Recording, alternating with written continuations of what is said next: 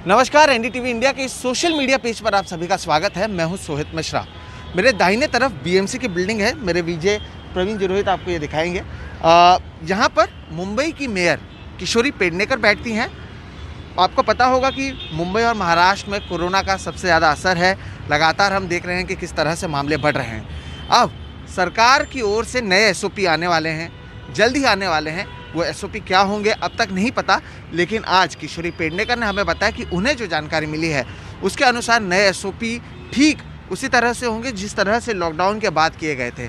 मसलन के तौर पर उन्होंने जो जानकारी दी है वो जानकारी हम आपको इस वीडियो में दे रहे हैं। उन्होंने कहा कि हो सकता है, याद रखिए कि अब तक एसओपीज़ आए नहीं हैं, लेकिन उन्होंने ये ज़रूर कहा कि हो सकता है कि रेलवे, जो मेरे पीछे आप सीएसटी स्टेशन देख रहे हैं, जो रेलवे ट्रेन हैं जो लोकल है वो एक बार फिर से केवल एसेंशियल लोगों के लिए शुरू किया जाएगा। जो दुकानें हैं वो अल्टरनेट डेज चलेंगे। मॉल्स को बंद करने की बात की जा रही है। मंदिरों को और सभी जो रिलीजियस प्लेसेस हैं उसे एक बार फिर से बंद करने की बातें की जा रही हैं। आज या कल, यानी बात की जाए तो 1 या 2 तारीख तक जो नए एसओपीज़ हैं वो सामने आएंगे, जिसमें और भी सख्ती लाई जाएगी। आपको बता दें कि इससे पहले भी कुछ ही दिन पहले महाराष्ट्र के लिए एक नया एसओपी लाया गया था, स्टैंडर्ड ऑपरेटिंग प्रोसीजर जिसे कहा जाता है। एसओपी को नए गाइडलाइंस लाए गए थे जिसमें कई सारे बदलाव किए गए। मसलन के तौर पर अगर आप बिना मास्क के घूमते हैं तो पहले यहाँ पर मुंबई में 200 रुपये फ़ाइन था, पूरे महाराष्ट्र में 500 रुपये फ़ाइन कर दिया गया। 8 बजे के बाद कर्फ्यू का ऐलान कर दिया गया। दुकान हो, मॉल्स हो, इन्हें 8 बजे बंद करने का ऐलान किया गया। अब इसमें और भी ज़्यादा सख्ती लाने की बात की जा रही है। वो क्यों? वो इसलिए क्योंकि एक महीने में, यानी 30 दिनों की अगर बात करें तो महाराष्ट्र में 6.5 लाख से भी ज़्यादा कोरोना संक्रमित मामले पाए गए थे। तो आप समझ सकते हैं कि अगर 6.5 लाख से ज़्यादा मामले सामने आ रहे हैं तो सरकार भी इसे लेकर चिंतित है। बीच में तो ये भी कहा जा रहा था कि महाराष्ट्र के मुख्यमंत्री उद्धव ठाकरे ने लॉकडाउन के बारे में भी विचार किया था। उन्होंने पूछा था कि लॉकडाउन लगाया जाना चाहिए या नहीं लगाना चाहिए। अपने अधिकारियों से भी इस बारे में उन्होंने चर्चा की थी। हालांकि ये कहा जा रहा है कि एनसीपी और दूसरे भी कई पार्टी के लोग और शिवसेना के भी लोग इसमें सहमत नहीं हैं। उनका कहना है, उन्हें भी पता है कि अगर लॉकडाउन एक बार फिर से लगाया जाता है, भले ही 15 दिन के लिए, तो उसका असर जो है बहुत ज़्यादा आर्थिक असर पड़ेगा, लोगों के रोज़गार पर इसका असर पड़ेगा, व्यापारियों पर इसका असर पड़ेगा, लोगों की जेब पर इसका असर पड़ेगा। तो इसलिए अगर लॉकडाउन नहीं लगाया जा सकता है तो उसके यहाँ पर नए एसओपी लाए जाएंगे जिसमें और भी सख्ती लाई जाएगी। किशोरी पेडनेकर जो महापौर हैं उन्होंने ये भी बताया कि अगर किसी की मौत हो जाती है तो उनके मैयत में 20 लोगों को जाने की अनुमति होगी, शादियों में 50 लोगों को जाने की अनुमति होगी। इस तरह की कई सारी चीज़ों पर चर्चा की जा रही है। इसके अलावा आपको अगर मैं बता दूँ, जैसे पुणे में बुधवार के दिन 8,553 मामले सामने आए, 31 लोगों की मौत हुई, जो एक दिन में सबसे ज़्यादा है। इसके बाद पुणे महानगर पालिका ने भी एक नई गाइडलाइन जारी की। वहाँ पर अगर सोचिए कि किसी की मौत कोविड से उनके घर पर होती है तो उनके घर वालों को 4 पीपीई किट दिए जाएंगे। उन्हें फॉर्म भी जो फॉर्म्स भरने होते हैं वो ऑनलाइन भरना होगा, पीपीई किट पहनना होगा और जो शव है उसे वैन तक खुद ही लेकर जाना होगा।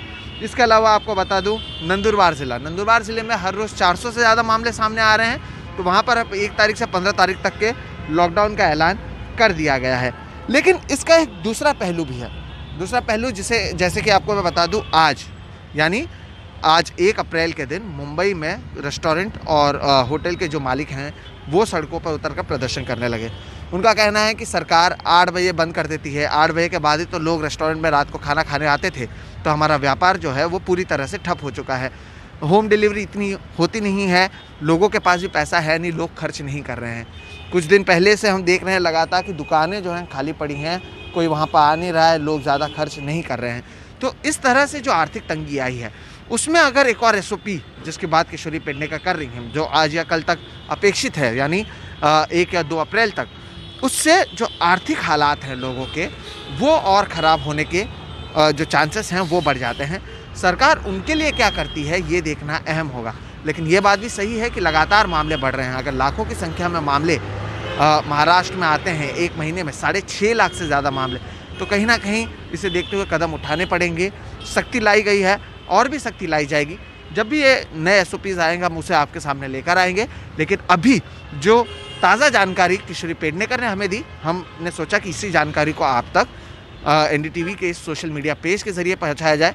ये देखना अहम होगा कि सरकार कोरोना के मामलों को कम करने के साथ ही लोगों की जेब का ध्यान किस तरह से रखती है, उसके ऊपर भी हम लगातार रिपोर्ट करते रहेंगे, आपको उसकी जानकारी देते रहेंगे। फिलहाल इस वीडियो में इतना ही। अगर इसी तरह की जानकारी, जो भी लेटेस्ट जानकारी हैं, आप चाहते हैं कि आप तक पहुँचें, तो आप एनडीटीवी के सारे सोशल मीडिया पेजेस जो हैं, वो भले फेसबुक हो, यूट्यूब हो, ट्विटर हो, उसे लाइक करें, शेयर करें, सब्सक्राइब करें, इस वीडियो को शेयर करें, ज़्यादा से ज़्यादा लोगों तक पहुँचाएँ, ताकि उन्हें भी पता चले कि मामले कहाँ बढ़ रहे हैं, कहाँ पर किस तरह से नियम बनाए जा रहे हैं और आगे क्या कुछ हम एक्सपेक्ट कर सकते हैं कि SOPs में, स्टैंडर्ड ऑपरेटिंग प्रोसीजर में, नए गाइडलाइंस में क्या कुछ सामने आएगा। फिलहाल इस वीडियो में इतना ही। मैं हूं सोहित मिश्रा, कैमरे के पीछे हैं प्रवीण जी रोहित और आप देख रहे हैं एनडीटीवी इंडिया का सोशल मीडिया पेज। नमस्कार।